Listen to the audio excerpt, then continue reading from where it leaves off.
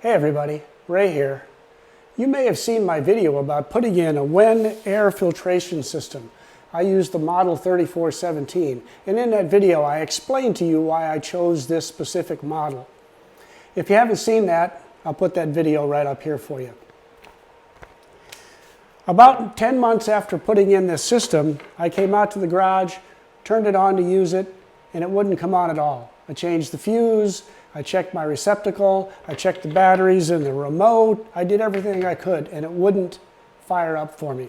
So what I did was I called the WEN technical service people, and what they said was I needed a new PCB board. So I had to get this. They sent it to me. It's under warranty for 2 years. The problem was there are no instructions on the website about how to install this PCB in the model 3417. So I made this video to help you so you won't have to struggle the way I did. So if you need to replace a PCB in a model 3417 air filtration system by WEN, stick around. I'm going to show you how to do it. It's not very hard. And don't forget, hit that like button for me if you would. It really helps YouTube want to share my videos. Now I know the PCB is just behind this right here. So what I'm going to try to do is to take out the screws that hold in this unit and see if I can get to the PCB behind it.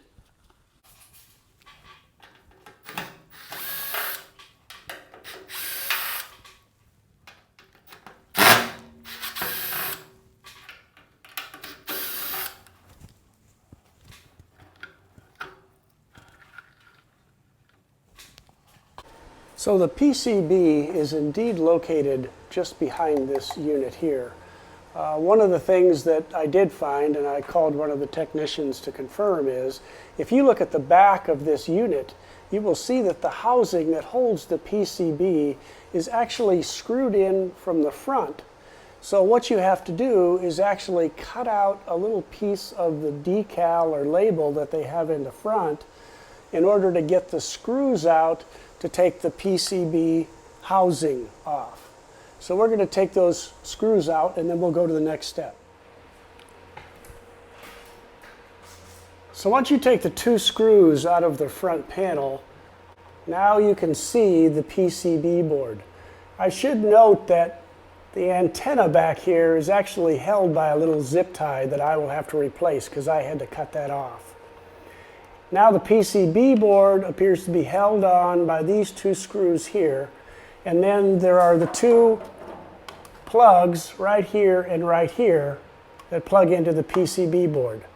So we're going to take the plugs out and take those 2 screws out, and we should be able to get the PCB board out then.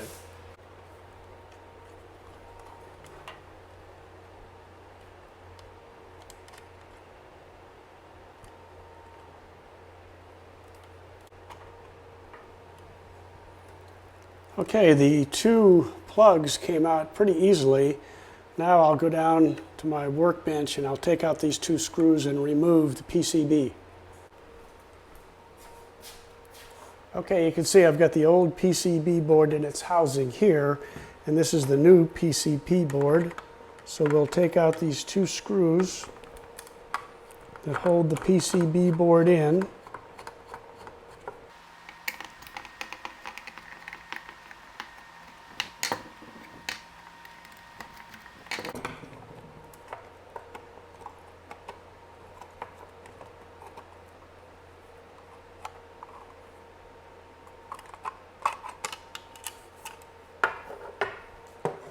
Now that the old unit is removed, we want to make sure that the antenna part here goes through this one small hole here. On the other side, because you'll coil up the antenna back here, on the other side you're going to want to put a zip tie. Okay, so you'll just want to go ahead and put that zip tie in there now and have it ready to go, because you're not going to be able to get it in and out of these holes once you mount the PCB board back in there. So there's the zip tie there, and there it is coming out of the back. And now we can put the antenna wire through.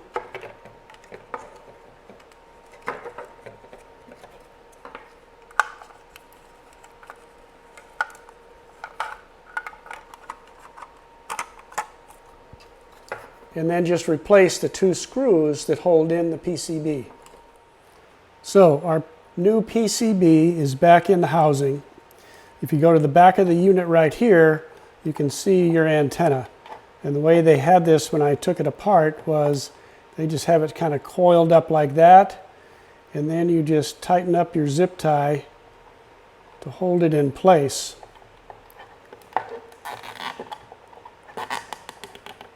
Just like that. And we'll just clip the end of the zip tie off, and we're going to plug this back in. Keep our fingers crossed that it works. And now we're just going back in reverse order. We will plug in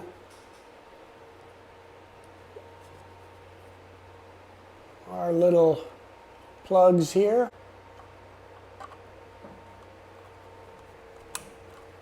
And they just clip right in. Here's our second plug.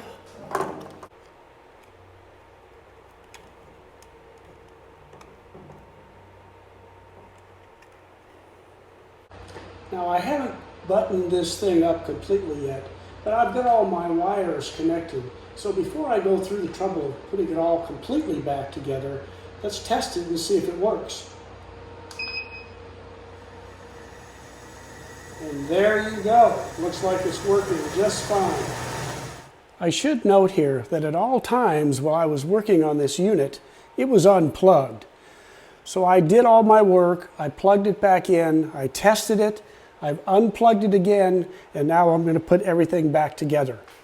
And to do that, all I need to do is get my faceplate lined up with the housing for the PCB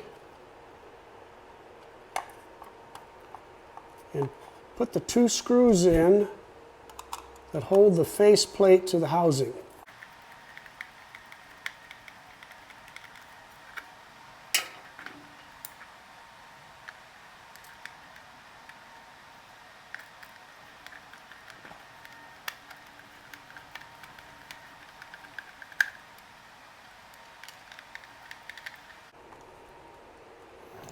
Now I can screw this whole unit back in where it goes, right there.